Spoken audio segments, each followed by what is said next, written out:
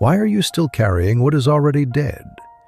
The betrayal that burned you, the love that left you, the dream that collapsed. Every night you clutch it tighter, hoping pain will turn into peace. But has it ever? Or has it only broken you more? Here's the brutal truth. The tighter you grip, the emptier you become. Your hands are full of ghosts. No wonder nothing alive, nothing new, nothing divine can enter. And this is exactly why you feel stuck, why joy slips away, why mornings already feel heavy before the day even begins. But what if emptiness is not your enemy? What if it's your only doorway to freedom? I'm going to take you there, step by step. But before we go deeper, pause for a moment. Hit subscribe. Because if you walk away now, you already know how the story ends. More nights with the same pain, more mornings with the same weight. Stay with me, because at the end, I'll show you how empty hands can hold the whole universe. Look at your hands, not the physical ones you use to work, to eat, to greet people. I mean the hands of your heart. What are you clutching right now? A grudge that still poisons you? A memory that keeps stabbing? An identity that exhausts you, but you refuse to let go? We drag these things everywhere, like carrying a bag of stones across a desert, every step heavier than the last. But here's the cruel trick of life. The weight you carry does not protect you. It only crushes you. You call it loyalty, but it's only self-destruction. You call it love, but it's only fear of emptiness. You call it memory, but it's only chains. So tell me, how many years have you already lost holding what should have been released long ago? And imagine, just imagine, what would happen if you dropped it now? The moment the hand opens, the heart breathes. The moment the grip loosens, freedom begins. But most never dare, because they fear what will be left when the hand is empty. And that fear is the very lock on your cage. In the next moment, I'll show you how emptiness is not death, but the beginning of a life so vast you will wonder why you ever held on. Imagine a beggar with his hands full of stones. He sits on the roadside crying that he has nothing. A king walks by and offers him gold. But the beggar cannot take it, because his hands are already full. That beggar is us. We beg for peace while holding our grudges. We beg for love while clinging to wounds. We beg for freedom while gripping the very chains that bind us. We think emptiness is loss. But the truth is, emptiness is space, and space is where everything enters. A cup is useful not because of the clay that shapes it, but because of the emptiness inside. Without that space, it cannot hold water, it cannot serve, it cannot give life. So why do we treat our own emptiness as a curse? Why do we fear the silence when it is the womb of every sound? Why do we fear letting go when it is the only way anything new can arrive? Your life is not overflowing, it is overstuffed, and that is why you feel suffocated. You are not too small for joy. You are simply too full of what no longer belongs. The beauty of emptying is this: the moment your hand releases, grace rushes in.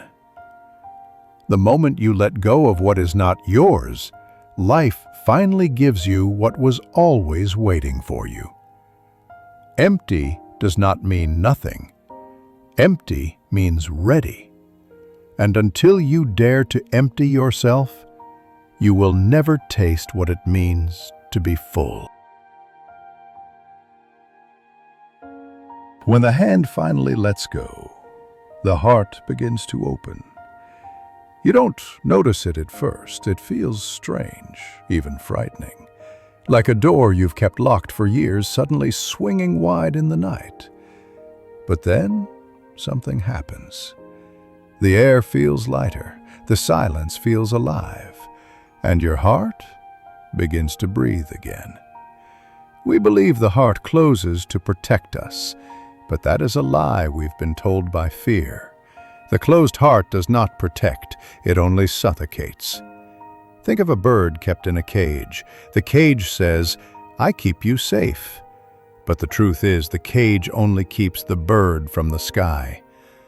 Your heart is that bird, and your clutched hands are the cage. When you release, the cage opens, and the bird remembers its wings.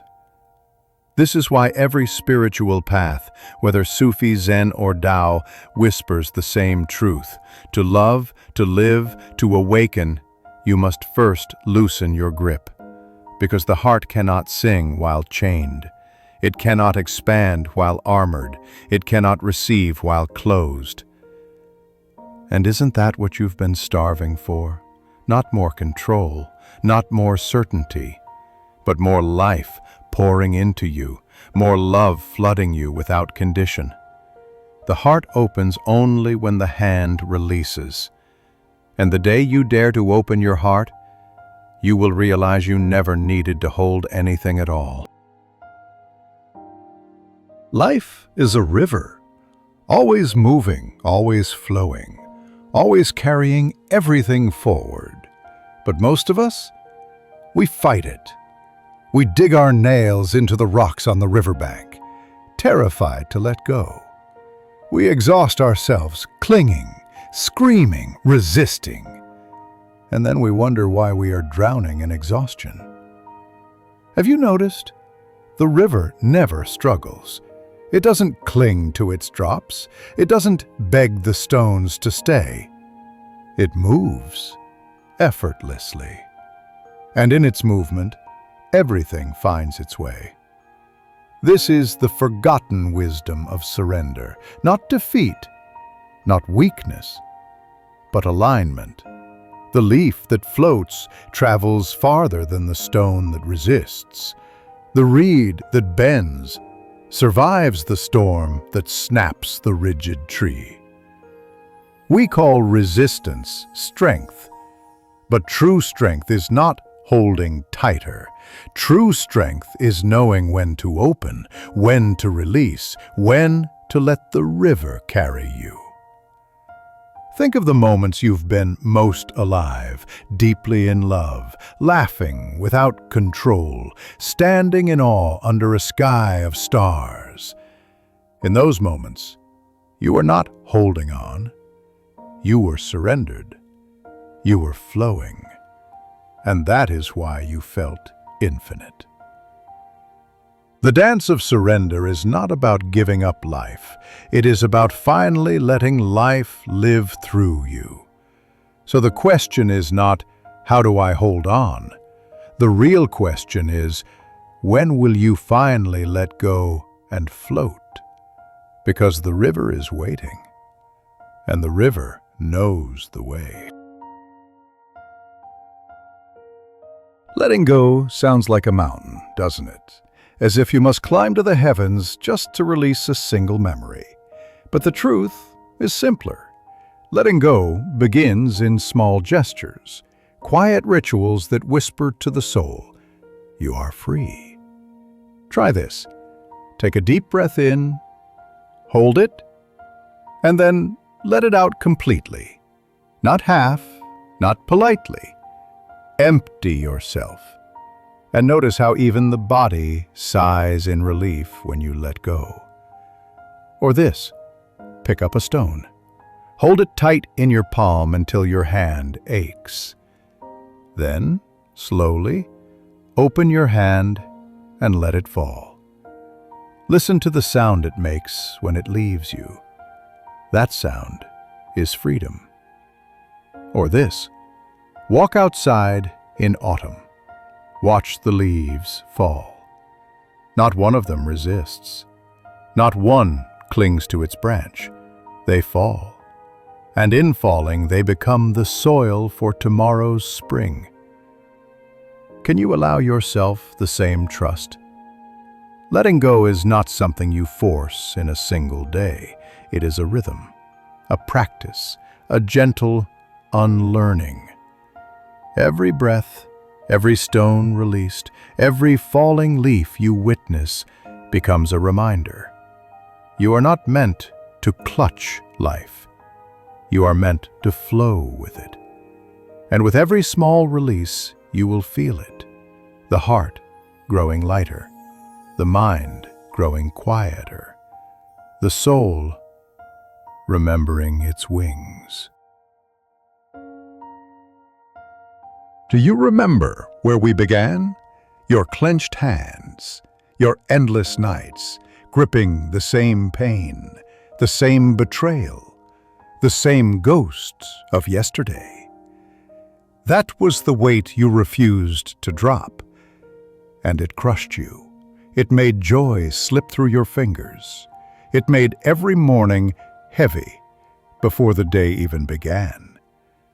But now you see, the only way out was never to hold tighter. It was to open. Empty hands are not a sign of loss. They are an invitation, an open space where life can finally place what is truly yours. And an open heart is not a risk. It is the only way love, peace, and grace can flow in. Letting go is not the end. It is the beginning. The moment you stop gripping, you stop drowning. The moment you surrender, the river carries you exactly where you were always meant to go. So here is the choice before you. You can walk away still clutching ghosts, or you can dare to open your hands, open your heart, and discover what freedom feels like. If this journey touched you, if you felt even one weight loosen inside, then don't stop here.